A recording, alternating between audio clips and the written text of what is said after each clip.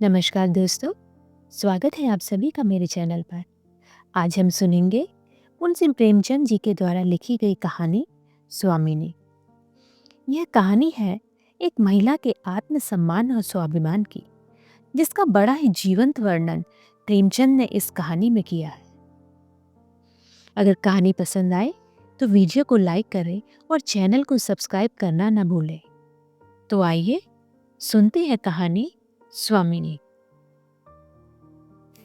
शिवदास ने भंडारे की कुंजी अपनी बहू राम प्यारी के सामने फेंककर अपनी बूढ़ी आंखों में आंसू भरकर कहा, बहू, आज से गिरस्ती की देखभाल तुम्हारे ऊपर है।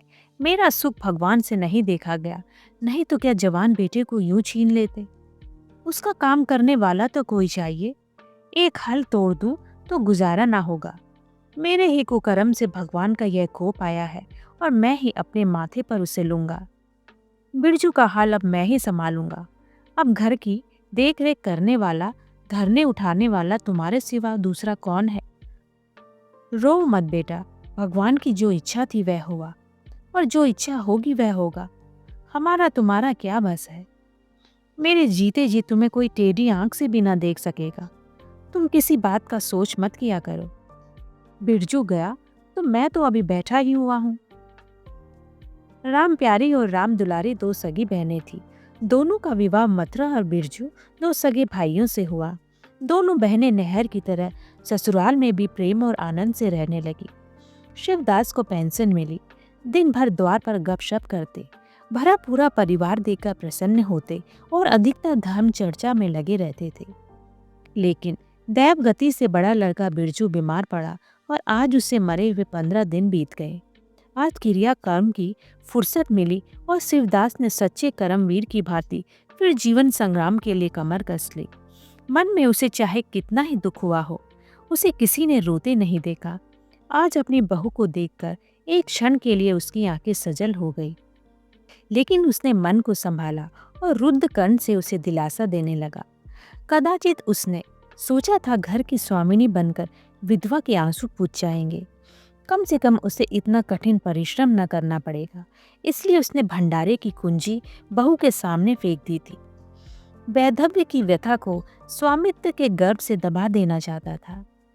राम प्यारी ने पुलकित कर्ण से कहा, यह कैसे हो सकता है दादा कि तुम मेहनत मजदूरी करो और मैं मालकिन बनकर बैठूं। काम धंधे में लगी रहूंगी तो मन बदला रहेगा, बैठे बैठे तो रोने के सिवा और कुछ ना होगा। शिवदास ने समझाया, बेटा, दैव गति में तो किसी का बस नहीं। रोने धोने से हलकानी के सिवा और क्या हाथ आएगा। घर में भी तो बीसियों काम है। कोई साधु संत आ जाए, कोई पाहुना ही आ पहुंचे, तो उनके सेवा सत्कार के लिए किसी को घर पर रहना ही पड़ेगा। बहू ने बहुत से हीले किए, पर शिवदास ने एक न सुनी। शिवदास के बाहर चले जाने पर राम प्यारी ने कुंजी उठाई तो उसे मन में अपूर्व गौरव और उत्तरदायित्व का अनुभव हुआ। जरा देर के लिए पति वियोग का दुख उसे भूल गया। उसकी छोटी बहन और देवर दोनों काम करने गए हुए थे। शिवदास बाहर था। घर बिल्कुल खाली था। इस वक्त वह निश्चिंत होकर भंडारे को खोल सकती थी। उसमें क्या क्या सामान है, क्या क्या विभूति है, यह देखने के लिए उसका मन लालायित हो उठा। इस घर में वह कभी ना आई थी। जब कभी किसी को कुछ देना या किसी से कुछ लेना होता था, तभी शिवदास आकर इस कोठरी को खोला करता था। फिर उसे बंद कर वह ताली अपनी कमर में रख लेता था। राम प्यारी कभी कभी द्वार की दरारों से भीतर झांकती थी, पर अंधेरे में कुछ न दिखाई देता। सारे घर के लिए वह खुशी तिलिस्म या रहस्य था, जिसके विषय में भांति भांति की कल्पनाएं होती रहती थी। आज राम प्यारी को वह रहस्य खोलकर देखने का अवसर मिल गया। उसने बाहर का द्वार बंद कर दिया कि कोई उसे भंडार खोलते ना देख ले। नहीं सोचेगा बेजरूरत उसने क्यों खोला। तब आकर कांपते हुए हाथों से ताला खोला। उसकी छाती धड़क रही थी कि कोई द्वार न खटखटाने लगे। अंदर पांव रखा तो उसे कुछ उसी प्रकार का, लेकिन उससे कहीं तीव्र आनंद हुआ जो उसे गहने कपड़े की पिटारी खोलने में होता था। मटकों में गुड़, शक्कर, गेहूं, जौ आदि चीजें रखी हुई थी। एक किनारे बड़े बड़े बर्तन धरे थे जो शादी ब्याह के अवसर पर निकाले जाते थे। मांगे दिए जाते थे। एक आले पर माल गुजारी की रसीदें और लेन देन के पुर्जे बंधे हुए थे। कोठरी में एक विभूति सी छाई थी, मानो लक्ष्मी अज्ञात रूप से विराज रही हो। उस विभूति की छाया में राम प्यारी आधे घंटे तक बैठी अपनी आत्मा को तृप्त करती रही। प्रतिक्षण उसके हृदय पर ममत्व का नशा सा छाया जा रहा था। जब वह उस कोठरी से निकली तो उसके मन के संस्कार बदल गए थे, मानो किसी ने उस पर मंत्र डाल दिया हो। उसी समय द्वार पर किसी ने आवाज दी। उसने तुरंत भंडारे का द्वार बंद किया और जाकर सदर दरवाजा खोल दिया। देखा तो पड़ोसिन जुनिया खड़ी है और 1 रुपया उधार मांग रही है। राम प्यारी ने रुखाई से कहा, अभी तो 1 पैसा घर में नहीं है जीजी, क्रियाकर्म में सब खर्च हो गया। जुनिया चकरा गई। चौधरी के घर में इस समय 1 रुपया भी नहीं है। यह विश्वास करने की बात न थी। जिसके यहाँ सैकड़ों का लेन देन है, वह सब कुछ क्रियाकर्म में नहीं खर्च कर सकता। अगर शिवदास ने बहाना किया होता तो उसे आश्चर्य ना होता। प्यारी तो अपने सरल स्वभाव के लिए गांव में मशहूर थी। अक्सर शिवदास की आंखें बचाकर पड़ोसियों को इच्छित वस्तुएं दे दिया करती थी। अभी कल ही उसने जानकी को सेर भर दूध दिया था। यहाँ तक अपने गहने तक मांगे दे देती थी। कृपण शिवदास के घर में ऐसी सखरज बहू का आना गांव वाले अपने सौभाग्य की बात समझते थे। जुनिया ने चकित होकर कहा, ऐसा न कहो जीजी, बड़े गाड़े में पड़कर आई हूँ। नहीं तुम जानती हो मेरी आदत ऐसी नहीं है। बाकी का 1 रुपया देना है। प्यादा द्वार पर खड़ा बकझक कर रहा है। रुपया दे दो तो किसी तरह यह विपत्ति टले। आज के 8वें दिन आकर दे जाऊंगी। गांव में और कौन घर है जहां मांगने जाऊं। प्यारी टस से मस ना हुई। उसके जाते ही प्यारी सांझ के लिए रसोई पानी का इंतजाम करने लगी। पहले चावल दाल बिनना अपार लगता था और रसोई में जाना तो सूली पर चढ़ने से कम न था। कुछ देर बहनों में छाव छाव होती, तब शिवदास आकर कहते, क्या आज रसोई ना बनेगी? तो 2 में से एक उठती और मोटे मोटे टिक्कर लगाकर रख देती, मानो बैलों का रातिब हो।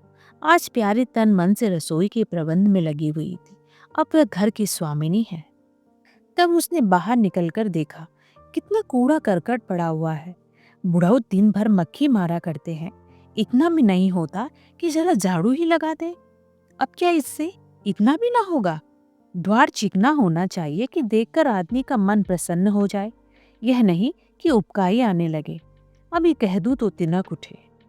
अच्छा, मुन्नी नाद से अलग क्यों खड़ी है?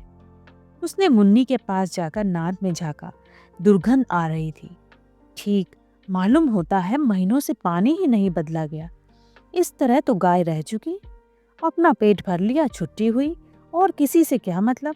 हाँ, दूध सबको अच्छा लगता है। दादा द्वार पर बैठे चिलम पी रहे हैं, मगर इतना नहीं होता कि 4 घड़ा पानी नाद में डाल दे। मजदूर रखा है, वह भी 3 कौड़ी का, खाने को 1.5 सेर, काम करते नानी मरती है। आज आता है तो पूछती हूँ, नाद में पानी क्यों नहीं बदला? रहना हो तो रहे या जाए, आदमी बहुत मिलेंगे। चारों ओर तो लोग मारे मारे फिर रहे हैं। आखिर उससे रहा ना गया। घड़ा उठाकर पानी लाने चली। शिवदास ने पुकारा, पानी क्या होगा बहू, इसमें पानी भरा हुआ है। प्यारी ने कहा, नाद का पानी सड़ गया है। मुन्नी भूसे में मुंह नहीं डालती, देखते नहीं हो कोस भर पर खड़ी है। शिवदास मार्मिक भाव से मुस्कुराए और आकर बहू के हाथ से घड़ा ले लिया। कई महीने बीत गए। प्यारी के अधिकार में आते ही उस घर में जैसे वसंत आ गया। भीतर बाहर जहां देखिए किसी निपुण प्रबंधक के हस्त कौशल, सुविचार और सुरुचि के चिन्ह दिखते थे। प्यारी ने गृह यंत्र की ऐसी चाबी कस दी थी कि सभी पुर्जे ठीक ठाक चलने लगे थे। भोजन पहले से अच्छा मिलता और समय पर मिलता। दूध ज्यादा होता, घी ज्यादा होता और काम ज्यादा होता। प्यारी न खुद विश्राम लेती, न दूसरों को विश्राम लेने देती। घर में ऐसी बरकत आ गई कि जो चीज मांगो घर में ही निकल आती। आदमी से लेकर जानवर तक सभी स्वस्थ दिखाई देते। अब वह पहले की सी दशा नहीं कि कोई चीथड़े लपेटे घूम रहा है, किसी को गहनों की धुन सवार है। हाँ, अगर कोई रुग्ण और चिंतित तथा मलिन वेश में है तो वह प्यारी है। फिर भी सारा घर उससे जलता है। यहाँ तक कि बूढ़े शिवदास भी कभी कभी उसकी बदगोई करते हैं। किसी को पहर रात रहे उठना अच्छा नहीं लगता। मेहनत से सभी जी चुराते हैं, फिर भी यह सब मानते हैं कि प्यारी ना हो तो उस घर का काम ना चले। और तो और दोनों बहनों में अब उतना अपनापन नहीं। प्रातःकाल का समय था। दुलारी ने हाथों के कड़े लाकर प्यारी के सामने पटक दिए और घुन्नाई भी बोली, लेकर इसे भी भंडारे में बंद कर दे। प्यारी ने कड़े उठा लिए और कोमल स्वर से कहा, कह तो दिया, हाथ में रुपये आने दे, बनवा दूंगी। अभी ऐसा घिस नहीं गया है कि आज ही उतार कर फेंक दिया जाए। दुलारी लड़ने को तैयार होकर आई थी। बोली, तेरे हाथ में काहे को कभी रुपये आएंगे और काहे को कड़े बनेंगे? जोड़ जोड़ रखने में मजा आता है ना? प्यारी ने हंसकर कहा, जोड़ जोड़ रखती हूँ तो तेरे लिए ही, कि मेरे कोई और बैठा हुआ है, कि मैं सबसे ज्यादा खा पहन लेती हूँ? मेरा अनंत कब का टूटा पड़ा है। दुलारी, तुम न खाओ न पहनो, जस तो पाती हो। यहाँ खाने पहनने के सिवा और क्या है? मैं तुम्हारा हिसाब किताब नहीं जानती। मेरे कड़े आज ही बनने को भेज दो। प्यारी ने सरल विनोद के भाव से पूछा, रुपये ना हो तो कहाँ से लाऊं? दुलारी ने उद्दंडता के साथ कहा, मुझे इससे कोई मतलब नहीं, मैं तो कड़े चाहती हूँ। इसी तरह घर के सब आदमी अपने अपने अवसर पर प्यारी को दो चार खरी खोटी सुना जाते थे और वह गरीब सबकी धौंस हंसकर सहती थी। स्वामिनी का यह धर्म है कि सबकी धौंस सुन ले और करे वही जिससे घर का कल्याण हो। स्वामित्व के कवच पर धौंस, ताने धमकी किसी का असर ना होता। उसकी स्वामिनी की कल्पना इन आघातों से और भी स्वस्थ होती थी। वह गृहस्थी की संचालिका है। सभी अपने अपने दुख उसी के सामने रोते हैं, पर जो कुछ वह कहती है वही होता है। इतना उसे प्रसन्न करने के लिए काफी था। गांव में प्यारी की सराहना होती थी। अभी उम्र ही क्या है, लेकिन सारे घर को संभाले हुए है। चाहती तो सगाई करके चैन से रहती। इस घर के पीछे अपने को मिटाए देती है। कभी किसी से हंसती बोलती भी नहीं, जैसे काया पलट हो गई। कई दिन बाद दुलारी की कड़ी बनकर आ गई। प्यारी खुद सुनार के घर दौड़ दौड़ गई। संध्या हो गई थी। दुलारी और मथुरा हाट से लौटे। प्यारी ने नए कड़े दुलारी को दिए। दुलारी निहाल हो गई। चटपट कड़े पहने और दौड़ी हुई बरोठे में जाकर मथुरा को दिखाने लगी। प्यारी बरोठा के द्वार पर छिपी खड़ी यह दृश्य देखने लगी। उसकी आंखें सजल हो गई। दुलारी उससे कुल 3 ही साल तो छोटी है, पर दोनों में कितना अंतर है। उसकी आंखें मानो उस दृश्य पर जम गईं। दंपत्ति का वह सरल आनंद, उनका प्रेमालिंगन, उनकी मुग्ध मुद्रा प्यारी की टकटकी सी बन गई। यहाँ तक कि दीपक के धुंधले प्रकाश में वे दोनों उनकी नजरों से गायब हो गए और अपने ही अतीत जीवन की एक लीला आंखों के सामने बार बार नए रूप में आने लगी। सहसा शिवदास ने पुकारा, बड़ी बहू, एक पैसा दो, तंबाकू मंगवाऊं। प्यारी की समाधि टूट गई। आंसू पोंछती हुई भंडारे में पैसे लेने चली गई। एक एक करके प्यारी के गहने उसके हाथ से निकलते जाते थे। वह चाहती थी मेरा घर गांव में सबसे संपन्न समझा जाए और इस महत्वाकांक्षा का मूल्य देना पड़ता था।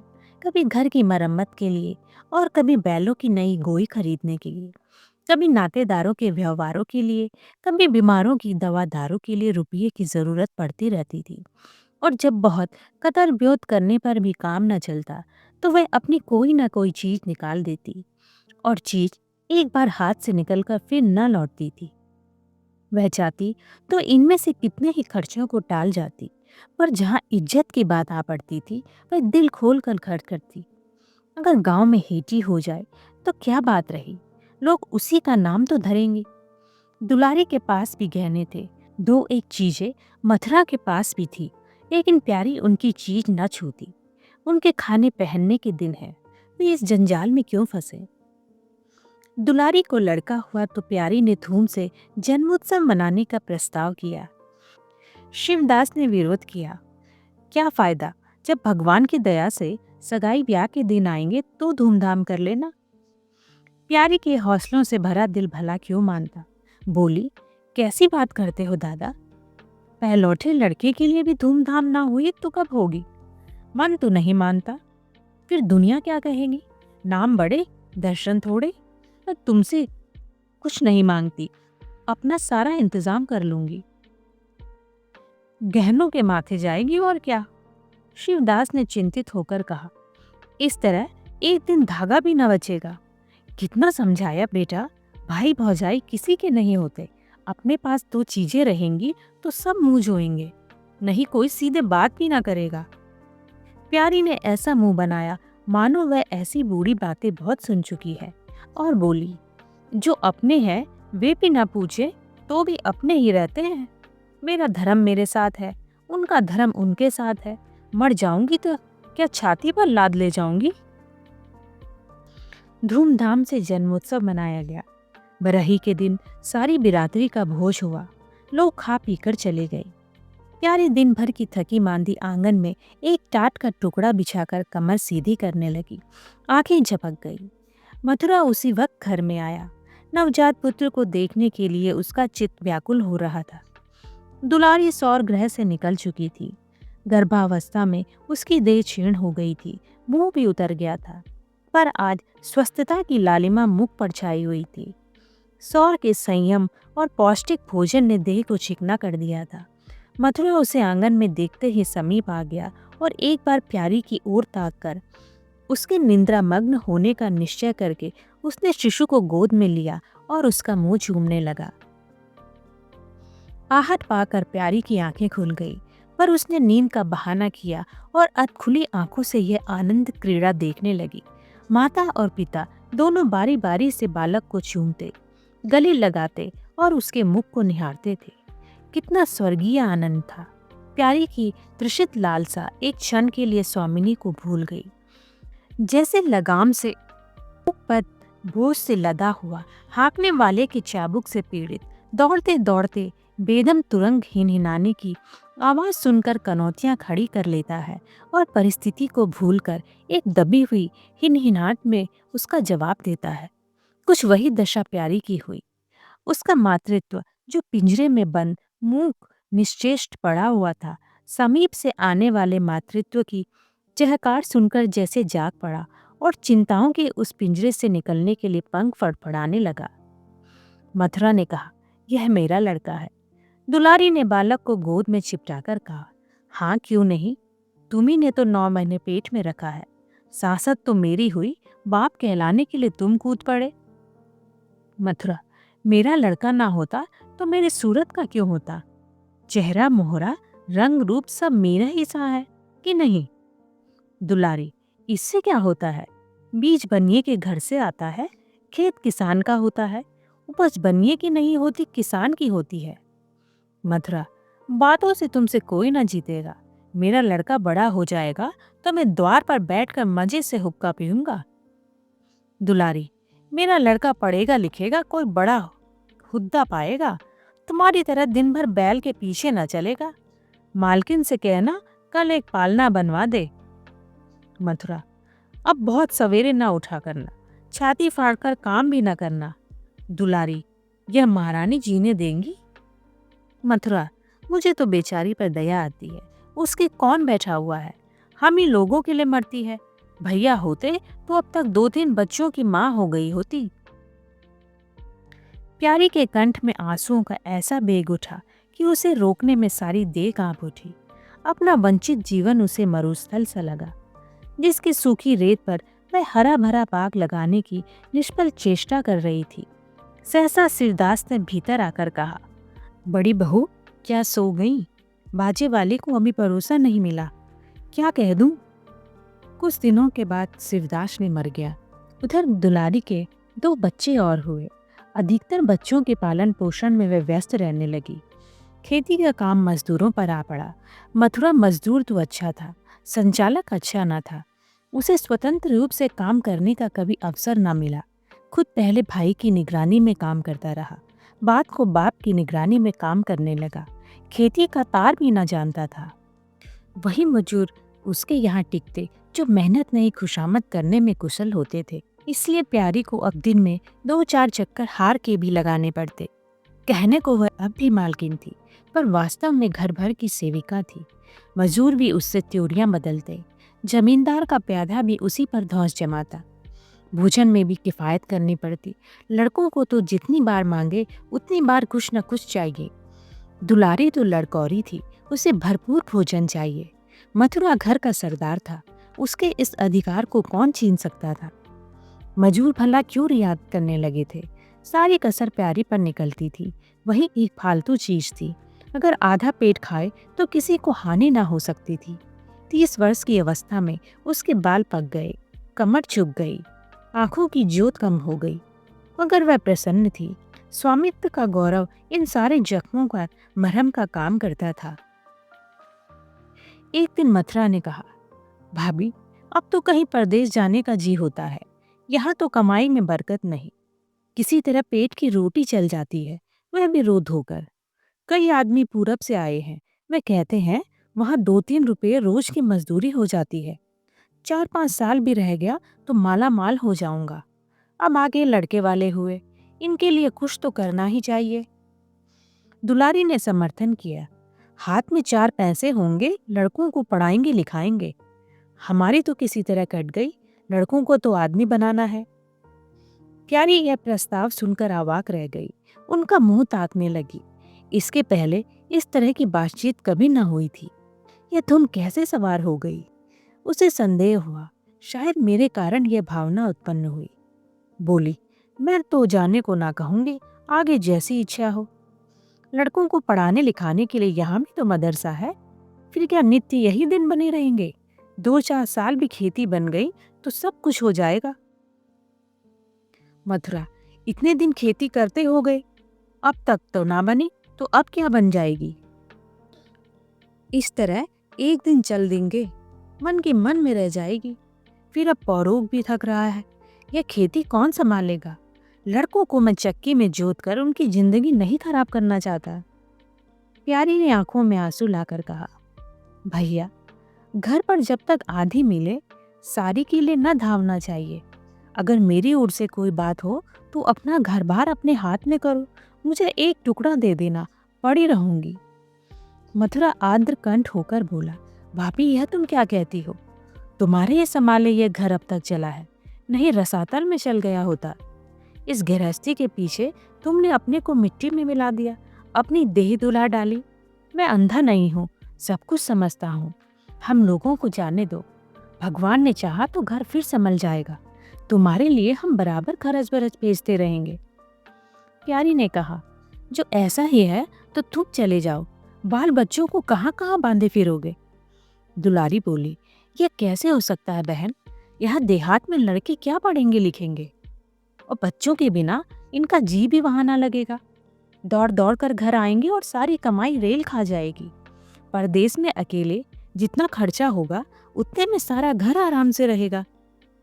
प्यारी बोली, तो मैं भी यहाँ रहकर क्या करूंगी, मुझे भी लेते चलो। दुलारी उसे साथ ले चलने को तैयार न थी, कुछ दिन जीवन का आनंद उठाना चाहती थी। अगर परदेश में भी यह बंधन रहा तो जाने से फायदा ही क्या। बोली, बहन, तुम चलती तो क्या बात थी, लेकिन फिर यहाँ का कारोबार तो चौपट हो जाएगा। तुम तो कुछ ना कुछ देखभाल करती ही रहोगी। प्रस्थान की तिथि के एक दिन पहले ही राम प्यारी ने रात भर जागकर हलवा और पूरियां पकाई। जब से इस घर में आई, कभी एक दिन के लिए अकेले रहने का अवसर नहीं आया। दोनों बहनें सदा साथ रही। आज उस भयंकर अवसर को सामने आते देखकर प्यारी का दिल बैठा जाता था। वह देखती थी मथुरा प्रसन्न है, बाल वृंद यात्रा के आनंद में खाना पीना तक भूले हुए हैं, तो उसके जी में आता वह भी इसी भांति निर्द्वंद रहे, मोह और ममता को पैरों से कुचल डाले। किंतु वह ममता जिस खाद्यान्न को खा खा कर पली थी, उसे अपने सामने से हटाए जाते देखकर क्षुब्ध होने से न रुकती थी।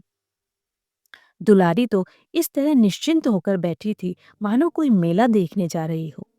नई नई चीजों को देखने, नई दुनिया में विचरने की उत्सुकता ने उसे क्रिया शून्य सा कर दिया था।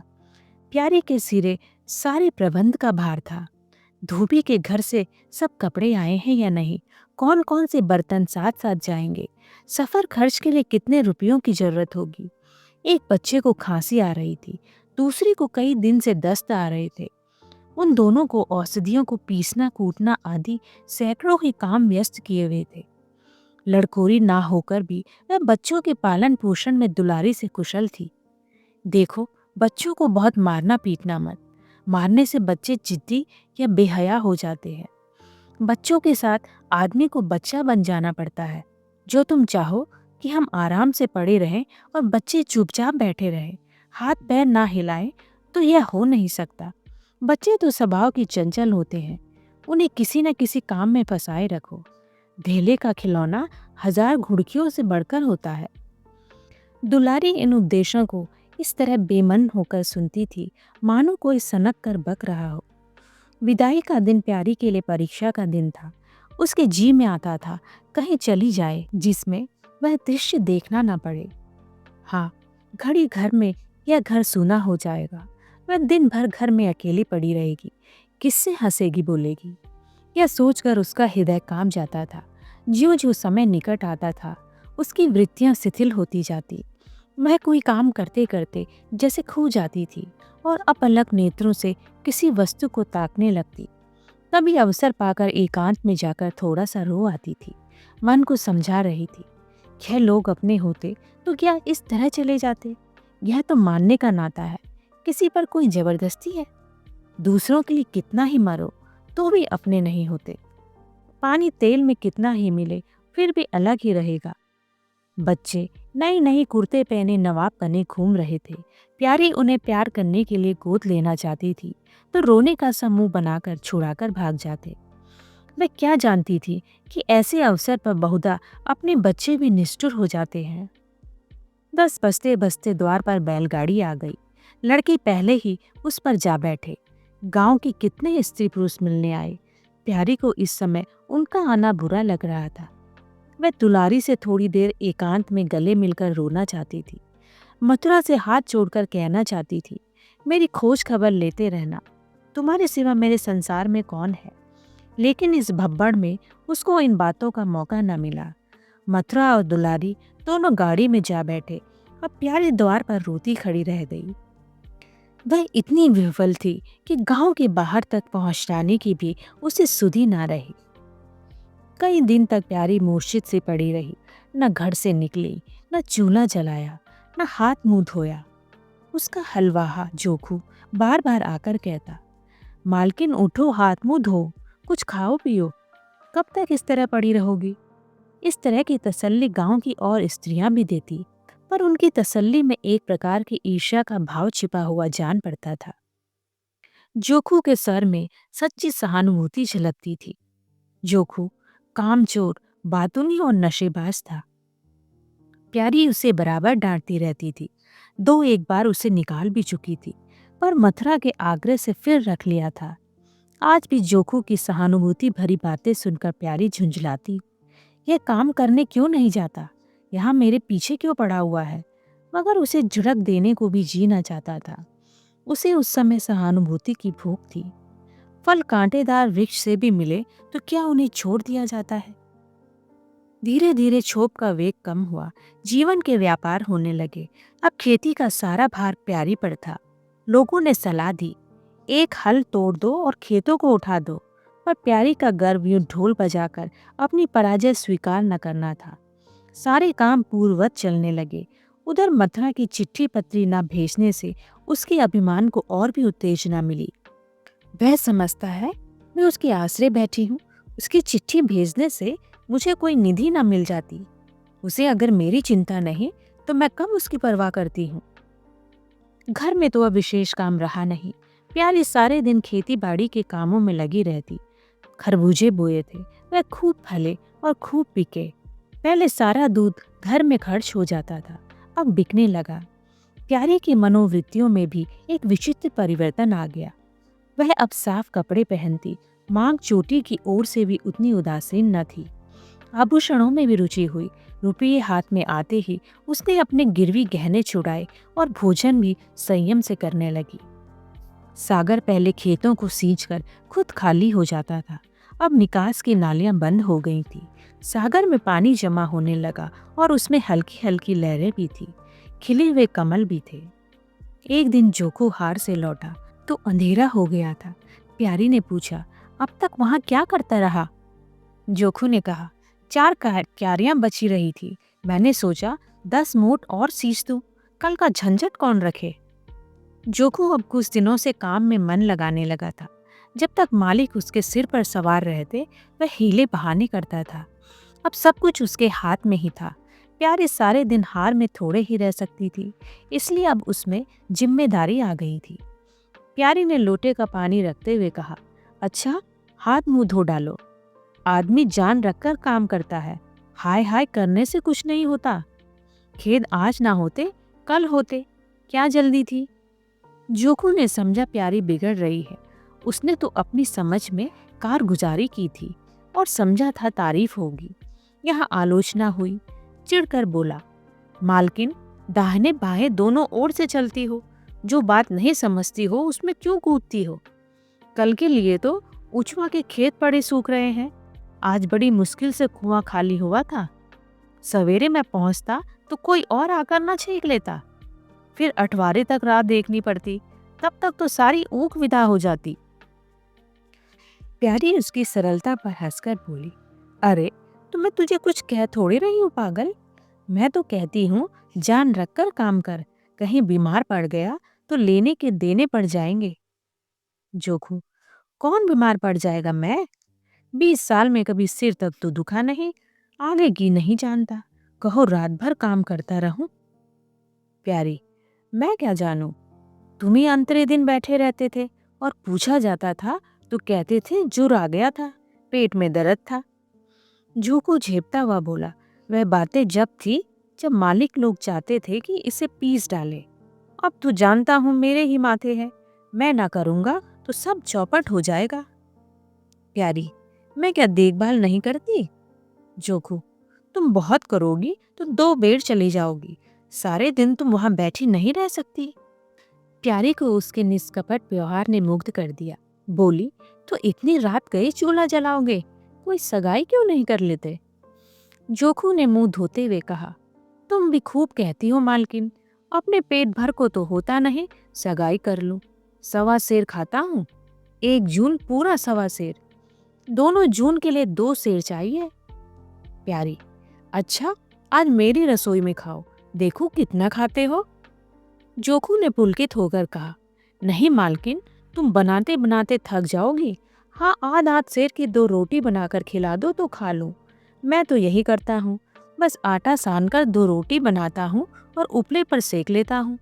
कभी मट्ठे से, कभी नमक से, कभी प्याज से खा लेता हूँ और आकर पड़ जाता हूँ। प्यारी, मैं तुम्हें आज फुलके खिलाऊंगी। जोखू, तब तो सारी रात खाते ही बीत जाएगी। प्यारी, बको मत, चटपट आकर बैठ जाओ। जोखू, जरा बैलों को सानी पानी देता जाऊं तो बैठूं। जोखू और प्यारी में ठनी हुई थी। प्यारी ने कहा, मैं कहती हूँ धान रोपने की कोई जरूरत नहीं। झड़ी लग जाए तो खेत डूब जाए, बरखा बंद हो जाए तो खेत सूख जाए। ज्वार, बाजरा, सन, अरहर सब तो है, धान ना सही। जोखू ने अपने विशाल कंधे पर फावड़ा रखते हुए कहा, जब सबका होगा तो मेरा भी होगा, सबका डूब जाएगा तो मेरा भी डूब जाएगा। मैं क्यों किसी से पीछे रहूं?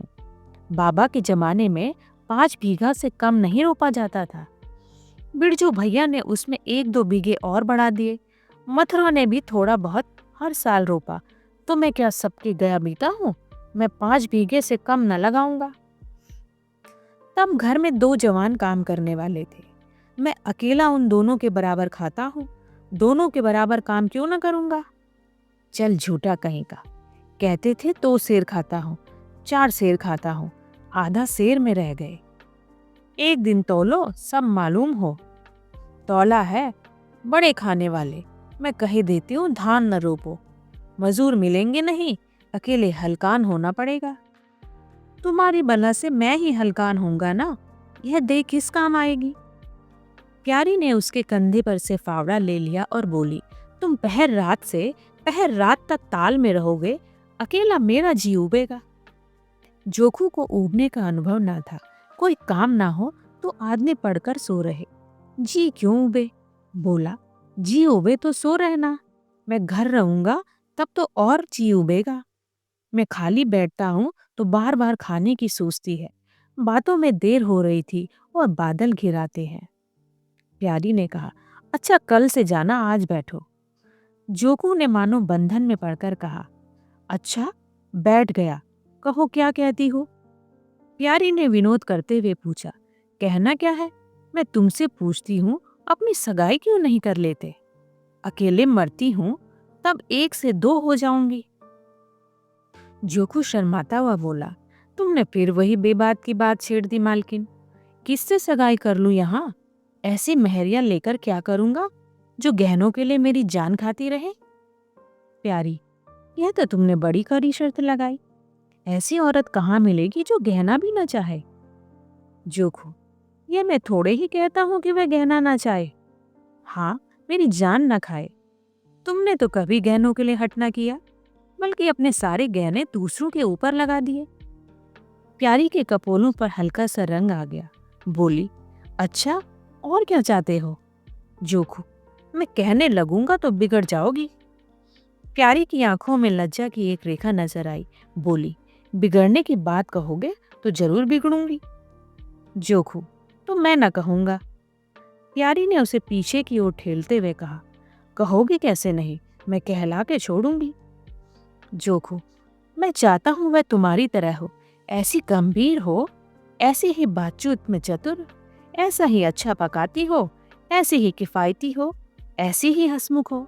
बस ऐसी औरत मिलेगी तो करूंगा, नहीं इसी तरह पड़ा रहूंगा।